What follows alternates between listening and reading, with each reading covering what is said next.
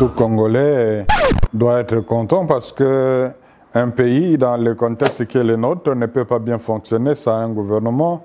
Mieux vaut tard que jamais.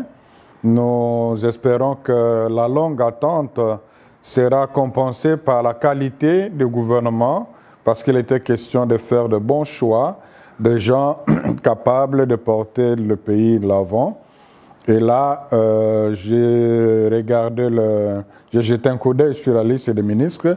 Il y a beaucoup de nouvelles figures, ce qui peut aussi donner à croire qu'on va dans une direction nouvelle, parce que le 30 décembre, le peuple congolais s'est prononcé clairement avec son programme, réussira à donner une nouvelle impulsion pour que tous travaillent, pour que le slogan connu de tous, à savoir le peuple d'abord, devienne une réalité dans chaque ministère et une priorité pour chaque ministre.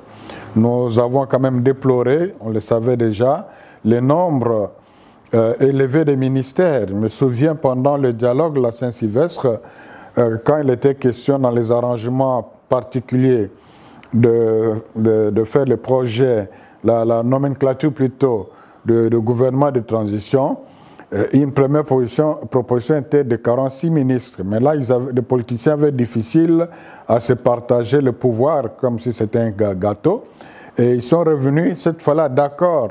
L'ancienne majorité et l'ancienne opposition, qui était le rassemblement, pour une proposition de 65 ministères comme aujourd'hui. Les évêques ont dit, nous respectons votre liberté, nous ne vous imposons pas un dialogue, mais comme pasteur, moralement, nous ne sommes pas prêts à vous accompagner dans cette direction. Nous, on va dénoncer ça aujourd'hui.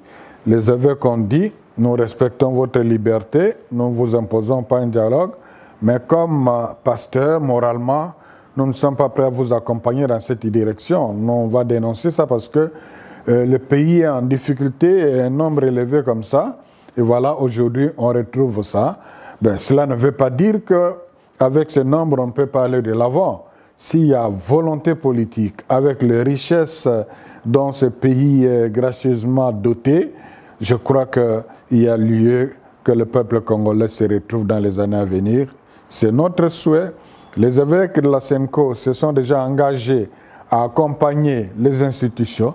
Donc si le gouvernement, c'est une des institutions principales pour l'évolution du pays, et si ce gouvernement travaille dans le sens d'améliorer les conditions de vie des Congolais, la SENCO, avec tous les atouts qu'elle a, va l'accompagner. Ça, c'est déjà une promesse, quoi. Et c'est le on a vu les anciennes figures qui sont...